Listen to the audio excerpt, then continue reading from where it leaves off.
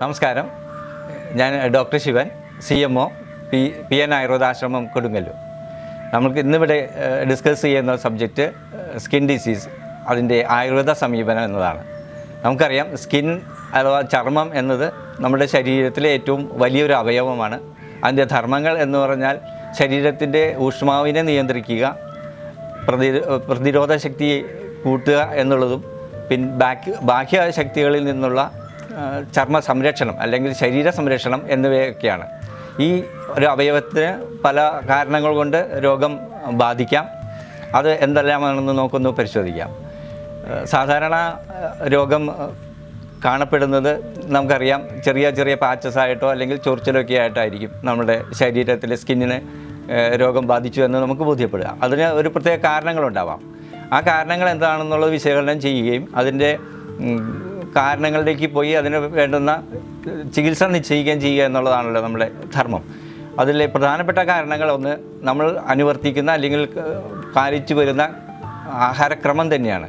ഇന്നത്തെ ഈ ഒരു സാഹചര്യത്തിൽ ഫാസ്റ്റ് ഫുഡ് സംസ്കാരത്തിൽ നമ്മൾ കഴിക്കുന്ന ആഹാരം തന്നെ പലപ്പോഴും നമ്മളുടെ സ്കിന്നിന് വിരുദ്ധമായി വരുന്നു. സ്കിന്നിൻ്റെ ധർമ്മങ്ങളിലേക്ക്, അതിൻ്റെ ഫങ്ഷൻസിനെ നേരെ ചൊവ്വേ നടത്താത്ത ഒരു സ്ഥിതിയിലേക്ക് വരുന്നുണ്ട്. അതുകൂടാതെ വിരുദ്ധാഹാരങ്ങൾ, ഫോർ എക്സാമ്പിൾ നമ്മൾ കഴിക്കുന്ന പാല്, തൈര് അല്ലെങ്കിൽ മത്സ്യമാംസം, ഇതെല്ലാം ഒരുമിച്ചോ അല്ലെങ്കിൽ അടുത്തടുത്തോ കഴിക്കേണ്ടി വരുന്ന ഒരു സാഹചര്യം. അതുപോലെ കട്ടിയായ ആഹാരങ്ങൾ, ദഹനശക്തി ശരിയായ രീതിയിൽ ഇല്ലാത്തപ്പോഴും ഈ ഗുരുവായ ആഹാരങ്ങൾ എന്ന് പറയാം, സമയമെടുത്ത് ദഹിക്കേണ്ട ആഹാരങ്ങൾ ഒപ്പം കഴിക്കുക. പിന്നെ കഠിനമായ വർക്കുകൾ, ഈ ആഹാരം ഫുള്ളായിട്ട് നമുക്ക് നിറഞ്ഞിരിക്കുന്ന ഒരു വയർ നിറഞ്ഞിരിക്കുന്ന സമയത്ത് പെട്ടെന്ന് തന്നെ ജോലിയിൽ ഏർപ്പെടുക. ഇത്തരം കാര്യങ്ങളൊക്കെ കൊണ്ട് തന്നെ നമ്മുടെ രക്തദോഷം, നമ്മൾ ആയുർവേദ സമീപനത്തെ ആണ് പറയുന്നത്. അതിൽ നമ്മൾക്ക് ഏറ്റവും കൂടുതൽ ദുഷിക്കുന്നത് രക്തധാതുവാണ്. രക്തധാതു ദൂഷിക്കുമ്പോൾ മാംസധാതു എന്ന് പറയും, അതിലേക്കും കൂടി വ്യാപിച്ചിട്ടാണ് ത്വക്കിലേക്ക് അതിൻ്റെ മാനിഫെസ്റ്റേഷൻസ് ഉണ്ടാകുന്നത്. ഇത്തരം കാര്യങ്ങളിൽ നമ്മൾ ശ്രദ്ധ കൊടുത്തില്ലെങ്കിൽ നമ്മളുടെ ആഹാരക്രമം, ജീവിതചര്യ, ഇതിലെല്ലാം വ്യക്തമായ ഒരു ധാരണ ഇല്ലാതെ പോകുന്നത് കൊണ്ടാണ് നമ്മൾ എപ്പോഴും ഈ സ്കിൻ ഡിസീസ് അല്ലെങ്കിൽ ചർമ്മരോഗങ്ങൾക്ക് അടിമപ്പെടേണ്ടി വരിക. ഇത് മെയിനായിട്ട് വേറൊരു കാരണങ്ങൾ കൂടിയുള്ളത്, നമുക്ക് വിവിധതരം അലർജികൾ ഉണ്ടാകുന്നു, പിന്നെ ഇൻഫെക്ഷൻസ് ഉണ്ടാകുന്നു. ഇത്തരം കാര്യങ്ങൾ ഈ ചർമ്മരോഗത്തിന് കാരണമാകുന്നുണ്ട്. കൂടുതൽ പിന്നെയുള്ളത് ഏതെങ്കിലും തരത്തിലുള്ള ചെടികളിൽ നിന്നുള്ള, പ്രാണികളിൽ നിന്നുള്ള വിഷാംശങ്ങൾ ശരീരത്തിൽ ഏറെ നാൾ ചികിത്സിക്കാതെ തങ്ങി നിൽക്കേണ്ടി വരിക. ഏറ്റവും കൂടുതൽ വിഷം ചെല്ലുന്നുള്ള ചികിത്സയില്ലാത്തതല്ല ഈ പറയുന്നത്, അതൊക്കെ ഫേറ്റലായിട്ട് വരുന്നുണ്ട്. പക്ഷേ ചെറിയ ചെറിയ വിഷാംശങ്ങൾ നമ്മുടെ ശരീരത്തിൽ തങ്ങി നിൽക്കേണ്ട സാഹചര്യം വരുമ്പോൾ അതിനെ അപ്പോൾ തന്നെ നിർഹരിക്കേണ്ടതാണെങ്കിൽ നിർഹരിക്കാതെ വരുന്നതുകൊണ്ടും പിന്നീട് കാലാന്തരേണ ഇതെല്ലാം സ്കിന്നിൽ മാനിഫെസ്റ്റ് ചെയ്തിട്ട് അത് ഏതെങ്കിലും തരത്തിലുള്ള സ്കിൻ ഡിസീസായിട്ട് വരുന്നുണ്ട്.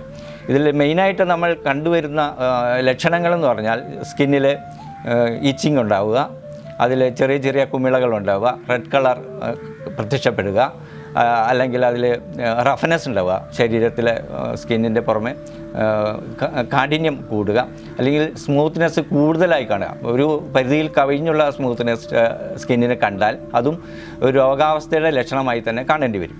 ഇത്തരം കാര്യങ്ങളൊക്കെ കാണുമ്പോൾ തന്നെ അത് നമ്മൾ ബന്ധപ്പെട്ട അല്ലെങ്കിൽ ഒരു ക്വാളിഫൈഡ് ഡോക്ടറുമായിട്ട് സംസാരിക്കുന്നത് തന്നെയാണ് ഏറ്റവും ഉചിതം.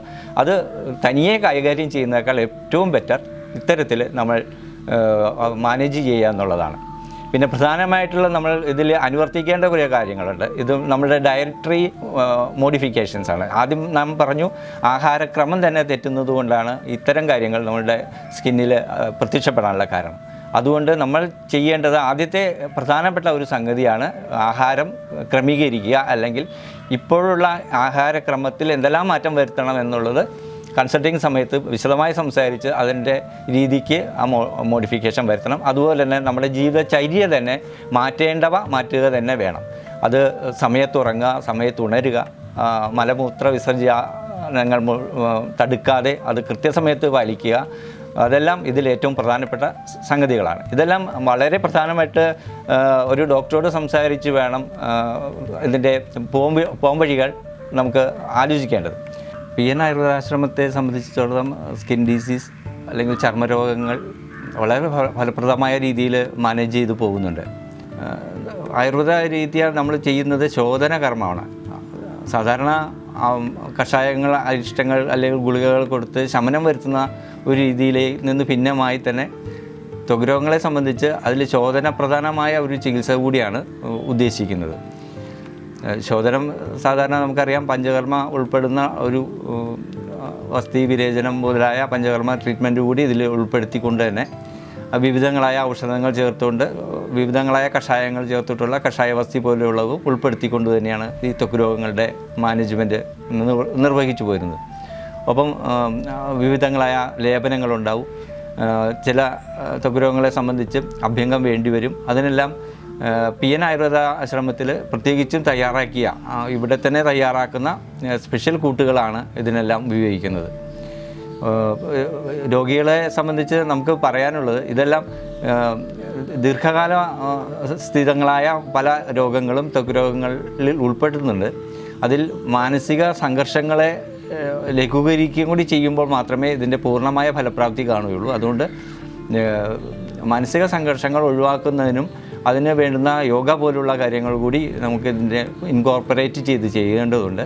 അതിനെല്ലാം തയ്യാറായിക്കൊണ്ട് തന്നെ നമുക്ക് ഇവിടുത്തെ ചികിത്സ വരുന്നവർക്കും ചികിത്സ ആഗ്രഹിക്കുന്നവർക്കും അത്തരം രോഗികൾക്കും നമ്മൾ ഫലപ്രദമായ രീതിയിൽ ചെയ്തു കൊടുക്കുന്നുണ്ട്.